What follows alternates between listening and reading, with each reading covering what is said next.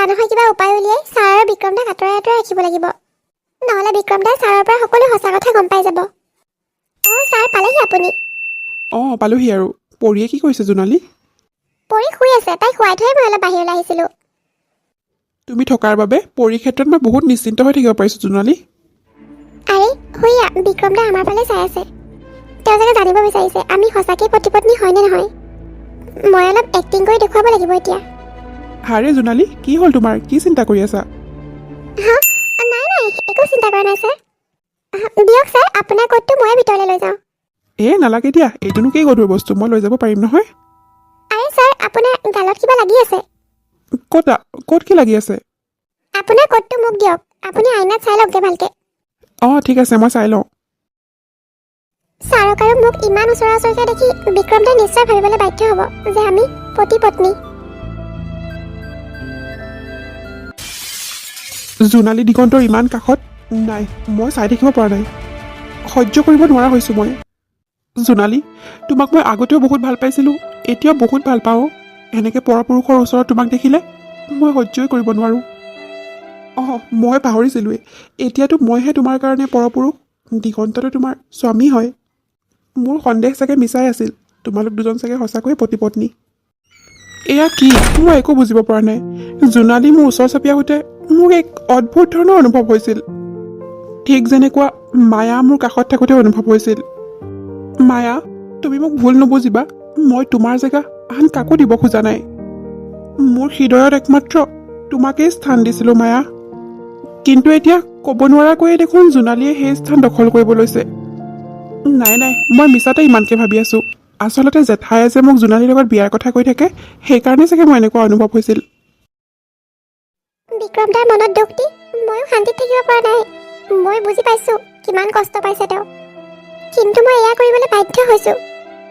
দুদিনমান পিছতে বিক্ৰম দাৰ জুৰি জীৱনলৈ অকণমান এটা কেঁচুৱা আহিব। মই কেতিয়াও নিবিচাৰোঁ মোৰ কাৰণে তেওঁলোকৰ সংসাৰখনত অশান্তি হোৱাটো। মই কিহত গছক মাৰি দিলোঁ? ইয়াত দেখোন ভঙা গিলাচ পৰি আছে, মই ইয়াতে গছক মাৰি দিলোঁ। ইমান দুখ পাইছোঁ, খোজকাঢ়িব নোৱাৰিছোঁ এতিয়া। কি হয় জোনালী, ইমান জোৰে চিঞৰিলা যে? আৰে তোমাৰ ভৰিৰ পৰা দেখোন তেজ ওলাইছে। ছাৰ, ইয়াতে ভঙা গিলাচ আছিলে, মই নেদেখিলোঁ, গছক মাৰি দিলোঁ। খোজকাঢ়িব নোৱাৰিছোঁ এতিয়া। ৰ'বা, ময়ে লৈ যাওঁ তোমাক তোমাৰ ৰুমলৈকে। চৰি, মই ডিষ্টাৰ্ব দিলোঁ চাগে আপোনালোকক। নাই ৰ'ব, আপুনি আকৌ ডিষ্টাৰ্ব কিয় দিব? নাই মানে পতি পত্নীৰ অন্তৰংগ মুহূৰ্তত মই আহি সোমালোঁ যে। কি কৈছে আপুনি এইবোৰ? আপোনাৰ কিবা ভুল হৈছে মানে? মোৰ ভৰিখন বৰকৈ বিষাইছে, আপোনালোকে এইবোৰ কথা পিছতো পাতিব পাৰিব। ৰ'বা, মই ডেটল আৰু বেণ্ডেজ লৈ আহোঁ। আৰে কি হ'ল জোনালী তোমাৰ?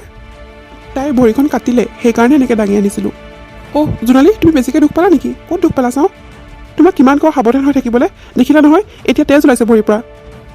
আৰে এদিনতে আপোনালোকৰ মাজত ভাল বন্ধুত্ব হৈ গ'ল দেখোন। এদিনতে ভাল বন্ধুত্ব হৈ গ'ল। আগত মোক বেণ্ডেজজনী দি লওকচোন, বৰ কষ্ট হৈছে মোৰ। ৰ'বা জোনালী, এতিয়াই গৈ আছোঁ। পিছে ডেকা ল'ৰা, ঘৰত কোন কোন আছে তোমাৰ? মোৰ ঘৰত অকল মই আৰু মোৰ দেউতা। মই ওচৰত আছোঁ কাৰণে চাগে জুৰিক যে তেওঁ বিয়া পাতিলে সেইটো কথা কোৱাই নাই। সিমান মিছা কথা ক'ব পাৰেনে আপুনি বিক্ৰম দা? বিয়া বাৰু পতা নাই মানে এতিয়াও? নাই পতা জেঠাই, আপোনাৰ বোৱাৰীৰ নিচিনা ভাল ছোৱালী পোৱা নাই যে। মোৰ বোৱাৰী মানে? জেঠাই, পৰিয়ে কন্দা যেন শুনিছোঁ, তাই উঠিলে নেকি? তাই অথনিৰ পৰা অকলে শুই আছে ন? মই যাওঁ ৰ'বা এতিয়া। ভাল আছিলোঁ দেই। কি হ'ল জোনালী, কি চিন্তা কৰি আছা? নাই, মই একো চিন্তা কৰা নাই। পিছে আপুনি ঘৰলৈ কেতিয়া যাব? আপোনাৰ দেউতাই চাগে চিন্তা কৰি আছে নহয়? মোক খেদিবলৈ ইমান উঠি পৰি লাগিছে যে তুমি। মই দেউতাক ফোন কৰি কৈ থৈছোঁ দুদিনমান দেৰিকৈ যাম বুলি। কিন্তু কিয় বিক্ৰম দা? আপুনি মানে মোৰ সংসাৰখন ভাঙিব বিচাৰিছে? তুমি চিন্তা নকৰিবা, মই তোমাৰ সংসাৰ ভাঙিব লগা একো কামেই নকৰোঁ। তোমাৰ পতি দিগন্তইহে মোক দুদিনমান থাকি যাব কৈ আছে। আৰু তুমি যে এইখন ঘৰত ইমান শান্তিত আছা, সেইটো দুদিনমান চাই যাওঁ মই।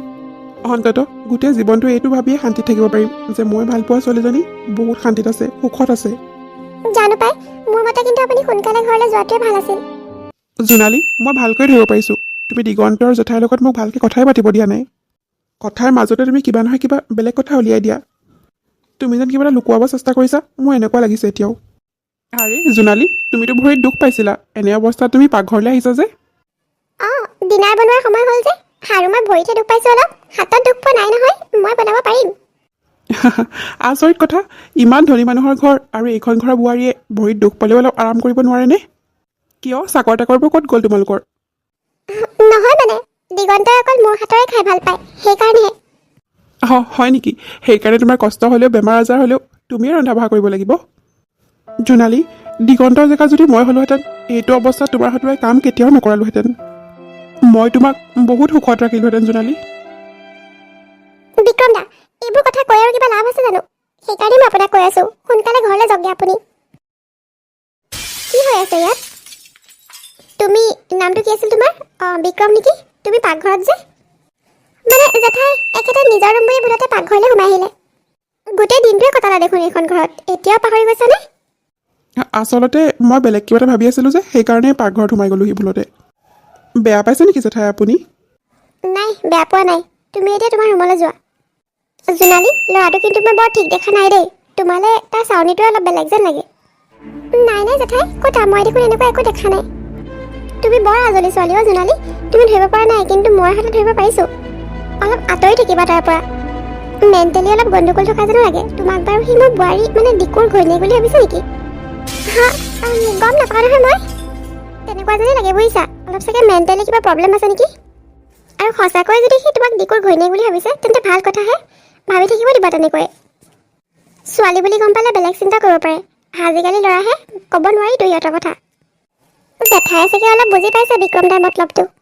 আৰু এফালৰ পৰা ভালেই হ'ল, জেঠায়ে যদি মোক দিগন্ত ছাৰৰ ঘৈণীয়েক বুলি কয়, বিক্ৰম দাৰ আৰু সন্দেহ